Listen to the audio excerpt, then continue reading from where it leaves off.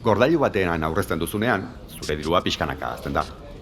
Funts batean inbertitzen duzunean berriz, errentagarritasuna lor dezakezu, naiz eta hori hainbat gauzaren mende egon. Eta badago aldi berean aurreztu eta inbertitzea, orain bai. Hautatu dena, funts baten aukerak eta gordailu baten ordainsaria. 50-50, funtsa gehi gordailua. Aukeratu dena, informazio gehiago laboralkutxa.comen.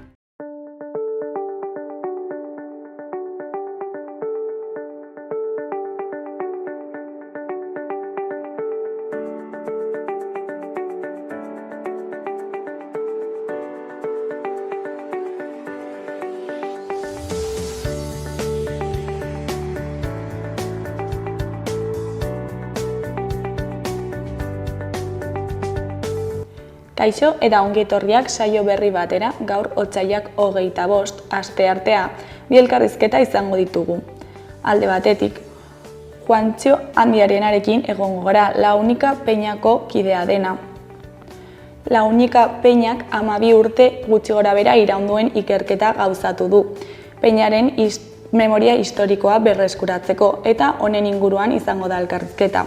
Eta beste alde batetik, Eneko Leiunekin egongo gara, eskiatzailea dena. Otsailaren 16ean desgaitasun intelektuala duten kirolarientzako Espainiako eski lasterketa egon zen, eta Eneko garaile atera zen, eta honen inguruan hitz egitera dator. Baina elkarrizketekin hasi baino lehen goazen gure betiko edukiarekin.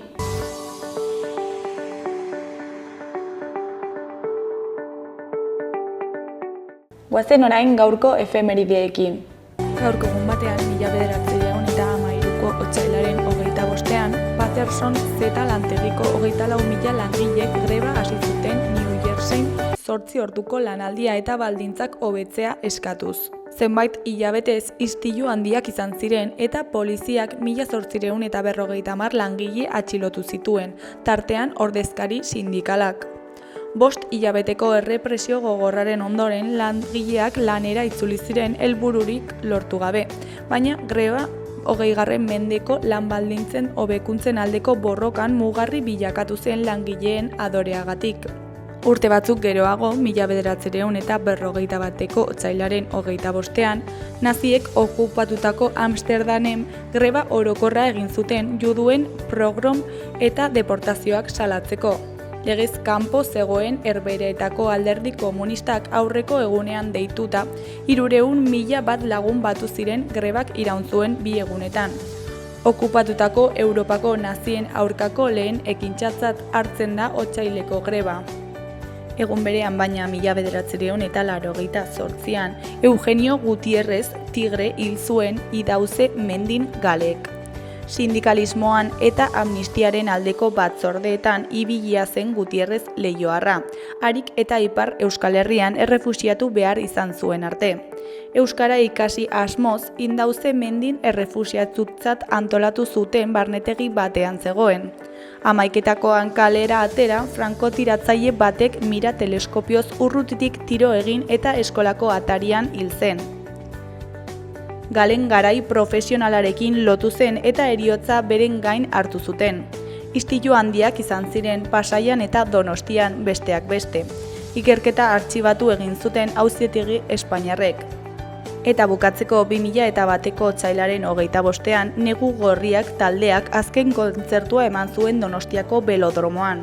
Galindo Intxaurrondok kuarteleko komandanteak ustelkeria kantuagatik jarritako salaketaren ondorioz epaiketa izan zuen taldeak, eta esan ozenki zigilua desagertzear egon zen.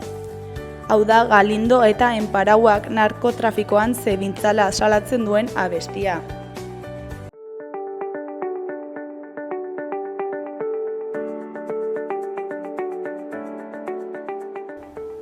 Errepasatu dezagun aste honetarako agenda. Ostegunean, alde batetik, geltokin, arratsaldeko 8:00 bertsoaroaren baitan bertso afaria egingo dute.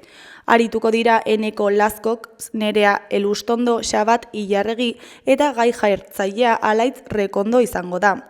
Sarrerak 32 eurotan salgai egongo dira www.geltoki.red atarian. Beste alde batetik, Sanduzelaiko liburutegi publikoan arratsaldeko 7etan irakurle txokoa euskaraz. Gerrak ez du emakume aurpegirik liburua izango du aztergai irakurle taldeak. Gainera, menopausia emakumeen bigarren udaberria izeneko hitzaldia egingo dute Euskaldunon biltokin, txantrean. Euskaldunon biltokik menopausia emakumeen bigarren udaberria hitzaldia antolatu du.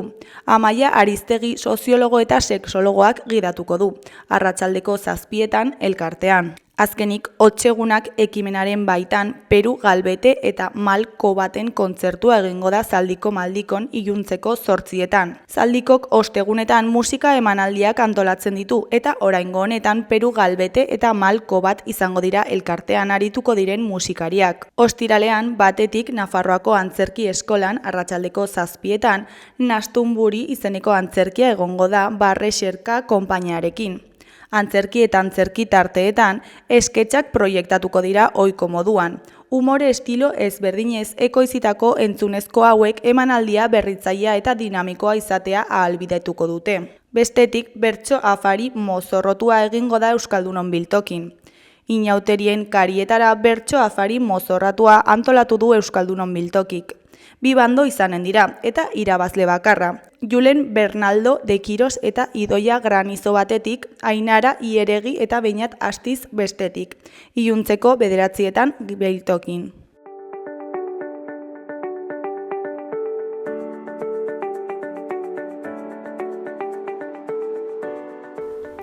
Ikus dezagun gaurko egunkarien azalek zer dioten. Diario de Noticiasen titular nagusian Altzorriz ohartarazi du Euskal Y-arekin lotura Gasteizetik izango dela edo ez dela izango.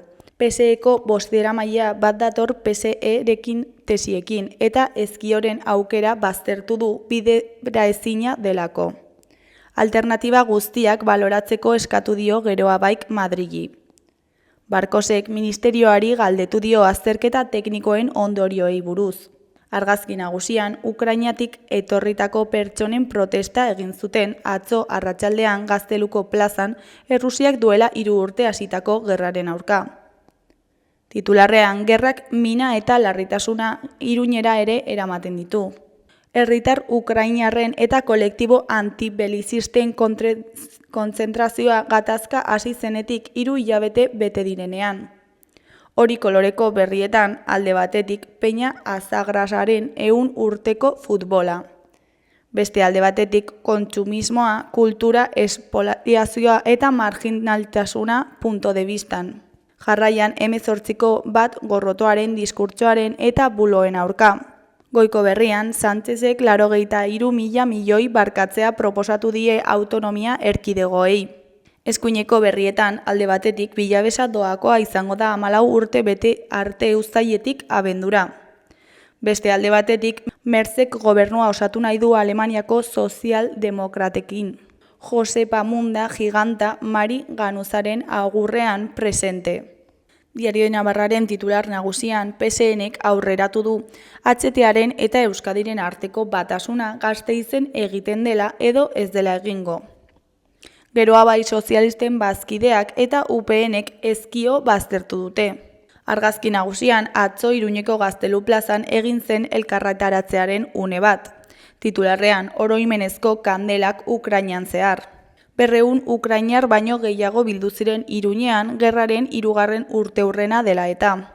Eskuineko berrietan alde batetik Pedro Sánchezek erkekin hitzartu du Kataluniari 17.000 milioiko zorra barkatzea. Beste alde batetik Alemaniako eskuinak sozialdemokratekin ituna egitea espero du. Jarraian Bilabesa doakoa izango da 15 urtetik beherakoentzat uztailetik aurrera. Goiko berrietan batetik egoitzetako izendapenei agur. Bestetik Artaxoako ikastetxea David Beriain izango da. Amaitzeko Areso osasunaren taulako pieza nagusia. Gararen titular nagusian, PSNek HT Gasteizetik lotzearen alde egin du eta ezkioko bidea baztertu du. Nafarroako gobernua gidatzen duen alderdiak Gasteizko bidearen aldeko adierazpen irmoa egin zuen atzo. Ezkio itsasok egiteko aukera bidera ezina dela iritzita.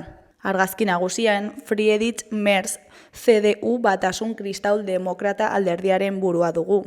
Titularrean AFD ez den bazkide baten bila hasi da Merz, SPD ahuldu bati begira. Eskuineko berrian Iriondoren analisia dugu.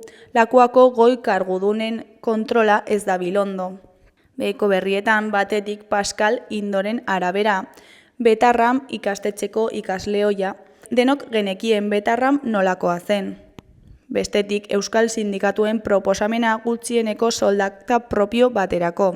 Bukatzeko Marcel Penaren kronika dugu. Generoen arteko aldea nabarmena da goi mailako sukaldaritzan ere. Berriaren titular nagusian Alemanian berriz ere koalizioa osatzea proposatu die CDUk sozialdemokratei. Friedrich Merz demokristauen kantzillergaiak adierazi du ultraeskuinaren boto gorakada ados jartzeko azken abisua dela beste alderdientzat. SPDren arabera, Merzen ardura da SPDra hurbiltzea, hitz egiten saiatzea eta negoziatzea. Argazki nagusian Emmanuel Macron Frantziako presidentea eta Donald Trump AEBtakoa atzo etxe zurian. Titularrean, Ukrainian bake akordioa balego Europa prest legoke tropak bidaltzeko, Macronen arabera. Beheko argazkian Leila Guerriero Argentinako kazetaria dugu. Honen hitzetan, ez da gaitasunik izan gogoeta egiteko atxilotze zentro klandestinoetatik bizirik atera zirenek sufritu zuten egoera ikaragarriaz. Beheko beste bi berrietan batean, Andreak alduntzeko tresna bilakatu dira emakumeen etxeak. Bestean, PSN-ren iritziz Euskal Igrekoa eta Nafarroa Gasteiztik bakarrik lot daitezke. Goiko berrian, fanzineak, artea eta adierazpen librea. Euskal Herria Irratiaren titular nagusian, abiadura handiko trena Gasteizen lotuko da edo ez da atxeterik izango. PSN-ko Ramon Alzorriz argi mintzatu da parlamentuan eta abiadura handiko trenaren ibilbidearen loturaren eztabaidarekin amaitu Gasteizko aukeraren alde eginez. PSNek berriz ere bere jatorrizko jarrera aldatu eta Madrildik agindutakoa orain dio. Eskuineko berrietan, goikoan, berdintasunean lortutako aurrerapen kontrako gorroto diskurtsoei pentsamendu kritikoaren bidez aurre egiteko deia. Ez zaitzatela nahasi. Gezur matxistekin leloa aurkeztu du Felix Taberna lehendakari ordeak 18 emakumeen nazioarteko egunaren kanpainarako. Behekoan, eskiaren munduan ere ikusgarritasuna eman behar zaio desgaitasunari. Hilaren 16an iraupen eskiko Espainiako txapelketa irabazi zuen Eneko Leiunek, adimen urritasuna dutenei zuzenduriko lasterketan. Harekin mintzatzeko aukera izan dugu Kirol Herria saioan.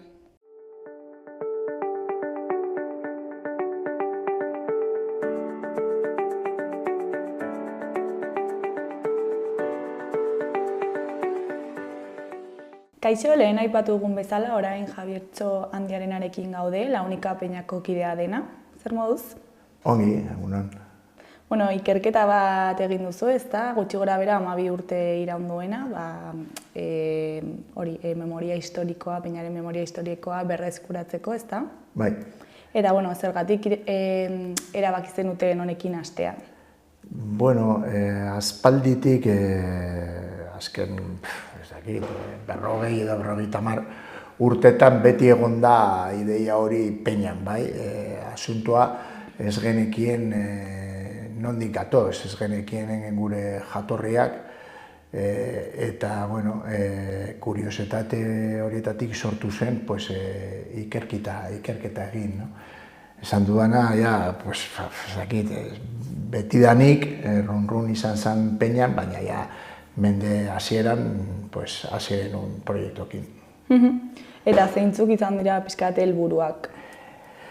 Esan duena, hasieran helburua zen gure jatorriak ezagutzeko, bai. Baina lana hasiz gero, ia hasieratik, ja beste bideak ireki ziren, bai. Agertu ziren dokumentuak, argazkiak eta ja beste kontuak, beste konozimentokin, eta ja helburua aldatu zen. Ja helburua ezen gure jatorriak jakitea bakarra, baizik eta gure historia orokorrea pues, ezagutzea modu sendoa edo rigor historikokin. Eta nolakoa izan da prozesua? Egia esan ez, prozesu luzea, oso luzea, eta zaila, bai. Batxutan gogorra eta frustagarria ere, baina beste batxutan oso hunkigarria eta oso atsegina, posi gaude lanakin. Eta horrelako ikerketa bat nondik hasten da? Osea, nondik hartu dituzue dokumentuak? Bueno, galdera ona bai. De hecho, gu hasieran ez jakitasun, ez genekien nola egin, bai? Bagenekien oso garbi zer nahi genuen, baina ez genekien nola egin, no? Eta, bueno, pues, hasieratik gu hasi genuen ikerketak eta bilketa eta dokumentuak eskaneatu eta eta ja gero laguntza profesionalekin kontatu genuen. Osea, zuek peñan zenituzten dokumentuak? Bai, gu bagenituen hor almazenean edo 3 paperezko kutxa, paper zaharrak, eta, bueno, hori hasi genuen ordenatu, eskaneatu eta hori, 300 dokumentu aldera edo, eta, bueno, hori da egunezko artxibo oinarria. Eta gero, peñan, zakit batzorde berezi bat egin zenuten hau aurrera atera izateko, edo denen artean egin zenuten, nola antolatu zarete? Ez, egin genuen lantalde bat, bizpahiru bazkidekin, eta horrekin egin dugu lana. Eta zergatik izan da luzea prozesua? Bueno, alde batetik, barneko baldintzetan, bai, pentsa ezazu peñan lan guztiak, bai eguneroko gestioa, bai proiektua, bai jarduerak eta egiten dugu voluntario moduz, bai. Eta hori suposatzen da, pues beti ez dugu giza balioabideak honetako proiektua aurrera ateratzeko, hori alde batetik.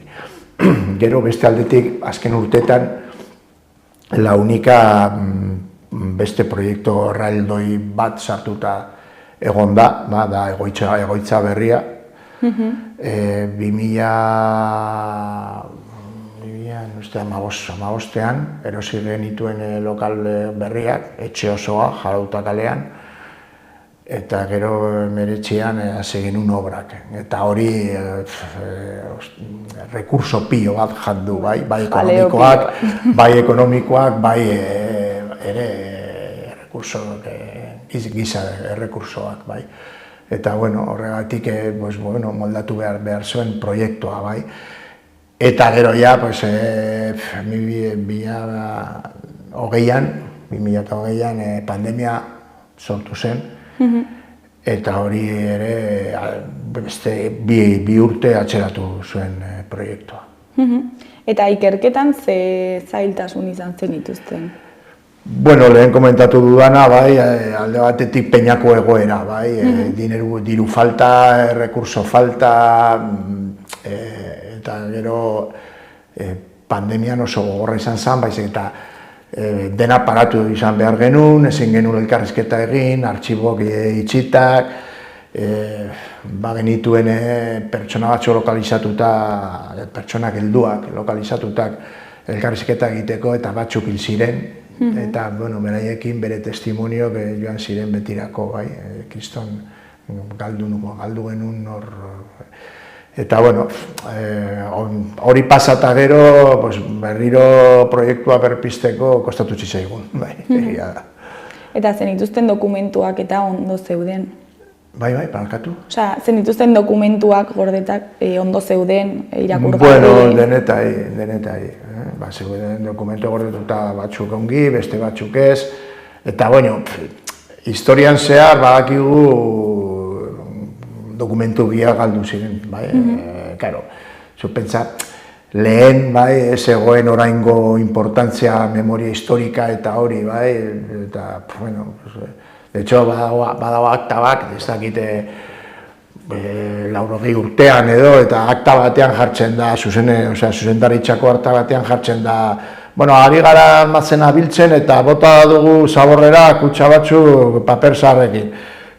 Osea, bai, kontzientzia bestea zen, bai, zegoen importantzia, bai, asunto honekin, orduan, bueno, normala da, pues, historian zehar, pues, galdu du pilo bat, bai. Eta gero, ikerketan ere Nafarroako Unibertsitate Publikoaren laguntza izan duzu, ezta? Bai, bueno, gu printzipioz ikerketan hiru fase oso markatuta dugun, bai. Bat, 2015 urtean edo, gure kabuz hasi genuen, lehen komentatu dudana, bai, gure dokumentazioa biltzen, eta gero ja, 19 edo 18an, bigarren fasea hasi genuen Labrit Ondare enpresakin lantzen, eta haiek sartu genuen beste konzeptu bat ikerketan, bai, izan patrimonio inmateriala. Patrimonio inmateriala da, hori, bai, jendeko testimonioak grabatu eta konserbatu, bai, egin genuen iaia 30 elkarrizketak, dugu 40 ordu grabatuta edo, eta 120 argazki interpretatutak. Orduan, bueno, dugu historia protagonistaren ahotsez, bai, eta hori oso altxor oso unkigarria eta oso importantea da. Eta ja, pandemia eta gero, hasi genuen zu esan duzuna, Nupeko hori patrimonio eta historia graduarekin lantzen. Sinatu genuen konbenio bat, eta konbenio horien bitartez bi ikasle, Unai Perez eta Aitor Uriarte, egin dituzte bere praktika, bere graduko praktikak launika ikerketa egiten. Eta hori hirugarren saltoa izan zen, ikerketa beste moduko egindakoa eta sendoa eta emaitza nabaritzen dira. Eta ikasle hauek peinarekin zerikusia daukate? Ez, izan ziren Nupeko ikasleak, eta hori konbenioen bitartez, praktika launika agertu ziren. Egia da bat, Unai Perez orain bazkidea da, ikerketa eginta gero. Osa, gustatu zaio. Bai, gustatu zaio, bai. Eta, bera komentatu zuen, beraientzat izan da, ezagutu dut, Iruñeko realitate bat, bera ez zuen ezagutzen. Eta ikerketaren ondorioak zeintzuk izan dira?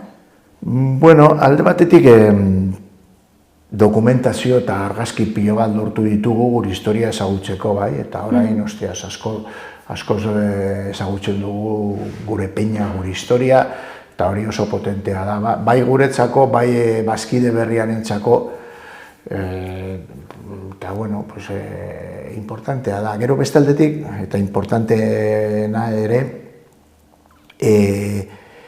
gauza batzuekin edo asunto batzuekin enfoke geneukana aldatu da. Beste informazioa, beste datuak, argia ikusi dugu eta enfokea aldatu da. Eta hori bere, beti entzun dugunok eta hori, bapatean ez zen horrela beste modukoa izan zen. Eta, karo, historia aldatzen da, bai. Eta uste zenutena baino berriagoa da peina, ez? Bai. Eta gainera urte hurrena ere ospatu zenute, baina ez da egia. Ez zen egia. Bueno, hori hain eiz komentatzen adibide argia da, bai. Bai, bueno, gure jatorriaren historia beti izan da, pizkat, punto de leyenda, bai. Beti, bueno, Iruñan konsenso horrokorra egon da launika peña zaharrena, bizirik daudenetik peña zaharrena da, baina egia esan inorek zekien gu ere ez, noiz sortu zen, nola, non, eta bueno, ikerketa ondoren orain jakinen dugu zerbait, bai. Bueno, zerbait, nahiko finkoa, bai. Eta lehen zenuten data edo referentzia nondik atera zen? Hori etorri zen ahozko testimoniotik, ba, eta, bueno, baseunden pilo, baseunden 1902, 1903, 1907, 1910, 1917, 1920, 1927, horrela egon zen asuntua, bai. Eta, bueno, pues, egia esanez ez dakit zergatik erabaki zuten ospakizuna 1903-ekin egitea, bai, egia esanez data hori ez du fundamentori gehiago beste dataen baino, baina, bueno, horrela zen. Bai. Eta azkenik zein izan da bueno, dataren sorrera? beste dokumentuak edo beste frogak momentuz ez badira agertzen, gu kokatu dugu jatorriaren data, 1930-etik eta 1933 arte edo. Eta ze dokumentu izan duzu referentzia moduan? Bueno, ez dugu dokumentu on bat edo nahi dizut esan, ez dugu aurkitu akta de fundación edo akta de constitución edo lako zerbait, bai. Azkenean aurkitu ditugu dokumentu batzuk, indizio batzuk, testimonio batzuk, pues eta 14 dokumentu desberdinak edo hori, eta periodo hartan koinzidentzen dira. Adibidez, eskela bat, eta eskela ipintzen da, en el 29 aniversario de su fundación, mesa bat, patrona egunean, mesa bat egiten zuen, eta bazkide hil memorian edo, en el 29 aniversario de su fundación. Edo gero etxean, 1976an egin zuen lehen aldiz pañuelos de honor edo ematea jendeari eta hori eta bat launikari eman zion eta agertzen du en el 34 aniversario de su fundación, eta orduan dira denak egia da denak dokumentokin direktuak dira, baina bueno, ja hori bai, 12 dokumentu edo koinziditzen badira. Ez dira koinziditzen ez da urtean zehar, igual bat mila beratxeun hogeita hamarrean edo besteat, baina bueno. Gutxi gora bera ez. Hogeita hamarrean, hogeita hamabian, hogeita hamairuan hor dago koska. Eta datu aldaketa hauek zer suposatzen dute? Bueno, al principio kriston parra egin du, baina ez gara harritzen, no? Kontutan hartu behar dugu, transmisio orala oso importantea da, oso importantea da, baina denboriaren poderioz ere telefono deskartxarrau bihurtzen da, eta, karo, gauzak aldatzen dira, bai. Bueno, nabaritu da ez, telefono deskartxarrau. Baina, bueno, gero, hiri hartan ez gara harritzen, hiri hartan azkenean, oso segidan egiten dugu tradizioa edo zein tontokeriarekin atzo inventatuta, bai, edo gure urtemuga ez da urtemugu faltsu bakarra, badago gehiago, normala da, bai. Eta zerbait berezia egin duzue, ezakit ikerketa honen amaiera ospatzeko? Bueno, alde batetik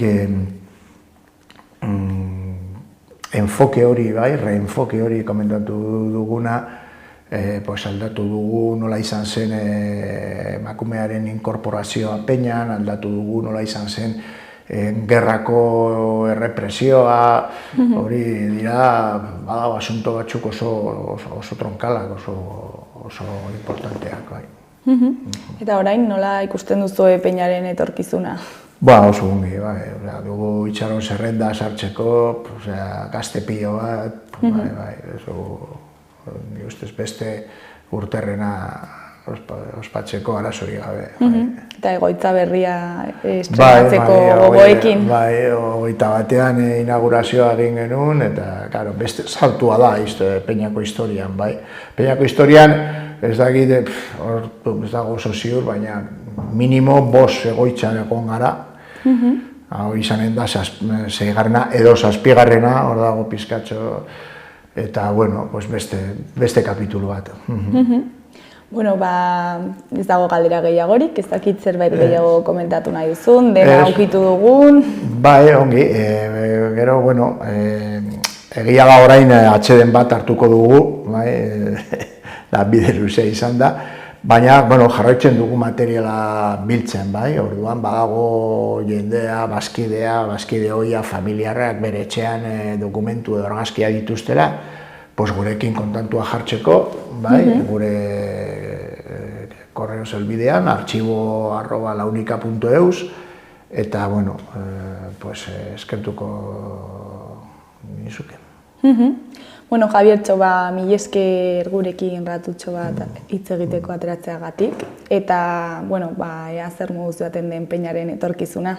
Bale, mila esker zuei, eta, gustokoa hemen egotea. Bale, ongi? Ongi.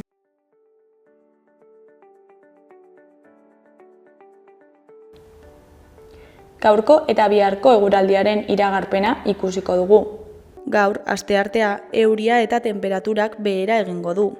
Frontea igaro ostean tarteka zaparradak botatzen jarraituko du eta zenbait momentutan mardul samarrak izan daitezke.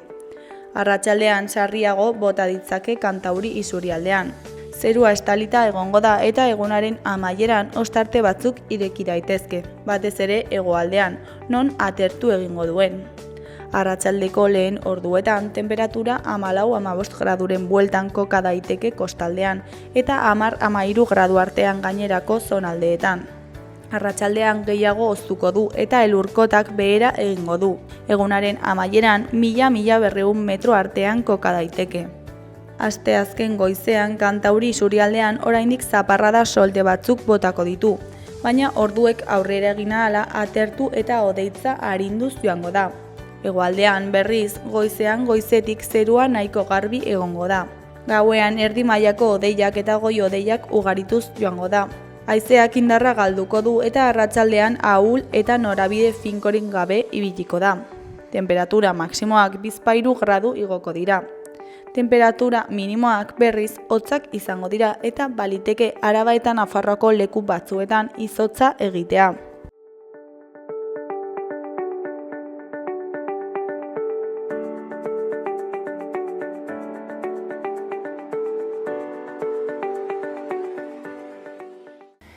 Kaixo, lehen aipatu dugun bezala, orain Eneko Leihun eskiatzailearekin gaude. Kaixo, zer moduz? Kaixo, ongi. Otsailaren 16an desgaitasun intelektuala duten kirolarientzako Espainiako txapelketa ospatu zen, eta garaie atera zinen, ezta? Zorionak lehenengo gauza, eta zer moduz pozik? Bai, oso pozik. Eta, kontatu iguzu pixkat, noiz hasi zinen eski lasterketa egiten eta txapelketetan aritzen? Txikitatik hasi nintzen ikasten, eskiatzen, eta gero 10 urteekin edo hasi nintzen taldean sartu nintzen, eta 13-14 hori nintzen ja konpetitzen, eta horixe. Eta zergatik aukeratu zenuen kirol hau eta ez beste bat? Nire ama sartu zidan morrina hori elurtari batega eta mendiarekin oso mendizalea gara eta arduan horrexegatik aukeratu nuen eskia fondo. Osea, gustatu zitzaizun, ezta? Horixe. Eta non aritu zara ez taldetan? Beti berdinean aldatu izan zara? Beti, uartegoekin beti, bai.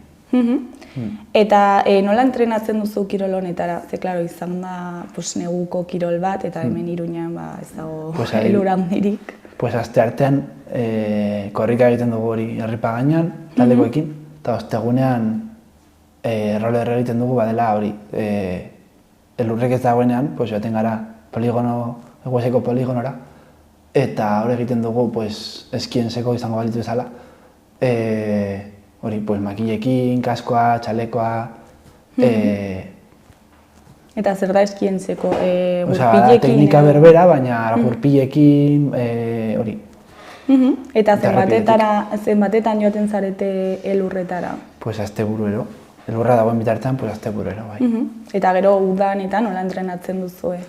Egiten ditugu konzentrazioak hori roller konzentrazioak Fonrameun edo altueran denboraldea prestatzeko. Eta nola bateratzen duzu desgaitasuna kirolarekin? Nola moldatzen zara? Zer egiten zaizu gauzarik zailena? Pues agian gauzak lehenengoan batzutan ez ditut ulertzen adibidez. Eta gero ere konpetitzen duzu desgaitasuna ez duten kirolariekin, eta nola moldatzen zara, ikusten zara ezakit desberdintasuna ikusten duzu, ez? Nik hori komentatu dizudan bezala, pues agian esplikatzeko kotzatzen zait gehiago, baina lasterketan ez dut zaitasunik ikusten. Eta komentatu dugun bezala, irabazi zenuen otsaileko lasterketa, eta zer suposatu du honek zuretzako?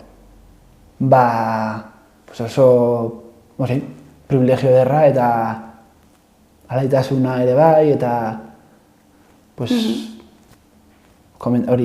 Espainiako txapelduna izatea gustatu zait, zeren komentatu zidaten baita ere orain, hori dela eta aurrerago joan nintekela mundialetara, eta hori, eta subidon ederra egia esan. Eta lasterketa nola joan zen? Ongi egia esan, oso gustora. Osea, 10 kilometro izan ziren, ez da? Izan ziren 5. Bai. Eta normalean, iraupena horrelakoa da, edo luzeagoak dira? Printzipioz, diskapazitaterik gabekoenak luzeagoa zen, baina guk motzagoak genuen bai. Eta gero, desgaitasun kirolarientzako lehenengo lasterketa izan zen, ez da? Espainiako lehenengo lasterketa, eta nola sentitu zinen? Egia esan ongi, oso ongi. Eta orain, esan duzu, igual Europa mailan arituko zarela, eta aldatuko duzu zure entrenatzeko modua, ezakit zerbait. Hori agian, entrenatu beharko dut agian, gogorragoa, luzeagoa, intentsuagoa, eta hori da. Eta zerbait esan dizute, edo momentuz ez? Momentuz, oraindik, hori, gaude, hori. Eta gero ere, errendimentu handiko kirolaria izateko aukera egongo da, ezta? Hori da, bai. Eta ezakit urduri zaude? Bai, alde hartatik bai. Eta, zergatik uste duzu ez duela berri honek oi hartzuna izan komunikabideetan? Agian, hori, diskapazitatearen arloan izan da, agian ez duen beste eraginik. Agian horrezkatik izango zen. Eta nola ikusten duzu kirol desgaitasunaren egoera orokorrean? Gustatuko litzaidakela bisibilitate gehiago ematea eta hori egotea parekatuta diskapazitatearekin edo gabe. Osea, zuri gustatuko litzaizuke modalitate horretan aritzea? Bai. Eta hemen Nafarroan ikusten duzu gutxietsia dagoela? Nola? Desprestigiatua dago. Bai. Eta nola eman aldiogo honi buelta? Bisibilitate gehiago ematen, hori, gehiago komentatzen eta bar. Eta gero zure etorkizuna nola ikusten duzu? Ongi, agian hori, entrenatu beharko dut gehiago eta normalan baino gehiago agian, baina ongi, esan. Eta orain denboraldia ezabukatu ez? Eta nola ikusten duzu denboraldi bukaera? Ongi, elurrak irauten badu, ongi. Noiz bukatzen da gutxi gora bera? Maiatza, erdialdean edo, hola. Osa oraindik geratzen zaizu. Bai, hori da. Eneko, ez dago galdera gehiagorik, ezakit zerbait gehiago komentatu nahi duzun? Ez. Edo jendeari zerbait esan? Ez. Mila esker gurekin hitz egiteko ratutxo bat ateratzeagatik, eta ea zer moduz baten denboraldi bukaera. Bale, mila esker.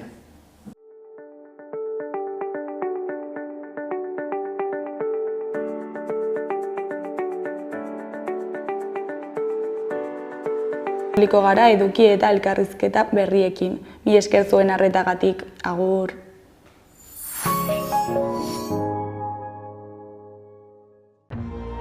Gobierno de Navarra. Nafarroako gobernua. Gordailu batean aurrezten duzunean, zure dirua pixkanaka hazten da. Funts batean inbertitzen duzunean berriz, errentagarritasuna lor dezakezu, naiz eta hori hainbat gauzaren mende egon. Eta badago aldi berean aurreztu eta inbertitzea, orain bai. Hautatu dena, funts baten aukerak eta gordailu baten ordainsaria. 50-50. Funtsa gehi gordailua. Aukeratu dena. Informazio gehiago laboralkutxa.comen.